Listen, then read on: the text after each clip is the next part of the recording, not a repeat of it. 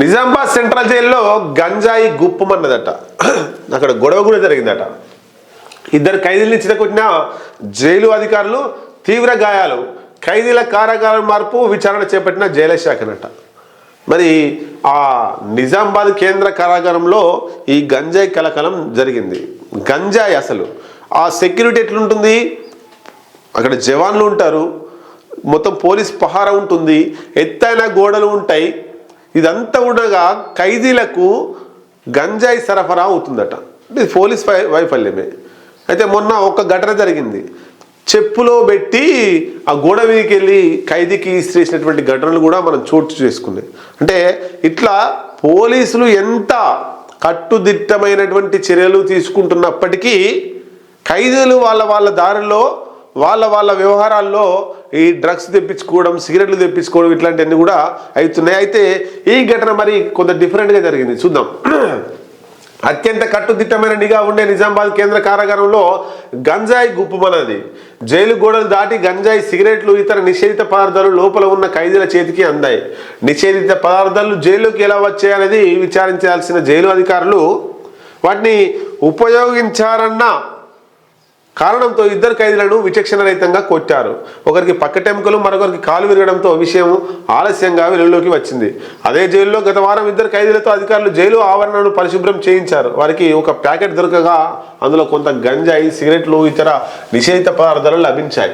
గుట్టి చప్పుడు కాకుండా ఇద్దరు ఖైదీలు వాటిని ఉపయోగించారు. ఖైదీలు గంజాయి తాగారన్న విషయం 2 రోజుల తర్వాత బయటకు రావడంతో జైలు అధికారులు వారిని విచక్షణ రహితంగా కొట్టారు. ఆ ఖైదీకి పక్కటెముకలు, మరొక ఖైదీకి కాలు విరిగింది. కేసు విచారణ సందర్భంగా ఇద్దరు ఖైదీలను న్యాయమూర్తి ఎదుట హాజరుపరచగా తమపై జైలు అధికారులు చేసే దాడిని విషయాన్ని గాయాలను వారు న్యాయమూర్తికి విన్నవించారు.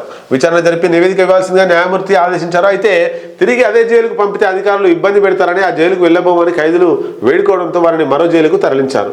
ఇంత జరిగినా జైలు అధికారులు విషయాన్ని ఉన్నతాధికారుల దృష్టికి తీసుకెళ్లకుండా దాచిన మరో కుసమెరుపు. ఆలస్యంగా తెలుసుకున్న ఉన్నతాధికారులు ఘటనపై సమగ్ర విచారణ చేపట్టారు.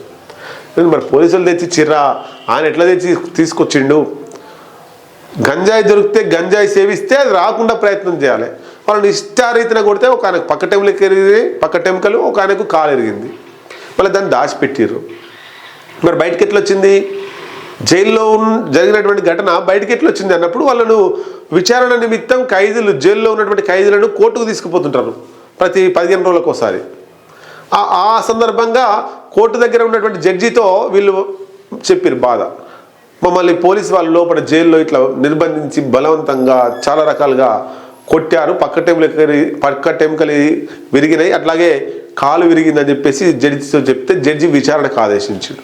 మరి చెప్పిన వాళ్ళు ఆ జైలుకే పోతే మళ్ళీ ఏమైనా కొడతారేమో, ఇక్కడ ఒకసారి ఇరగొట్టారు, మళ్ళీ ఇక్కడ ఇరగొడతారేమో, ఒక కాలు ఇరగొట్టిన 2 కాళ్ళు ఇరగొడతారేమో, మేము ఇక జైలుకు పోమంటే జైలును మార్చిరట, వేరే దగ్గరికి పంపించారు. అంటే జైల్లో కూడా ఇట్లాంటి ఘటనలు జరుగుతూ ఉంటాయి. అధికారులు రాశిగా ప్రవర్తించడం, కొట్టడం, తిట్టడం ఎవరు చెప్పుకోలేరు, ఫోన్లు చేయలేరు, బయటలకు చెప్పలేరు, అక్కడ ఏముండదు కమ్యూనికేషన్. కాబట్టి వాళ్ళు చెప్పిందే వేదం ఉంటుంది. ఇట్లా కొంతమంది అధికారులు అట్లా ప్రవర్తిస్తున్నారు.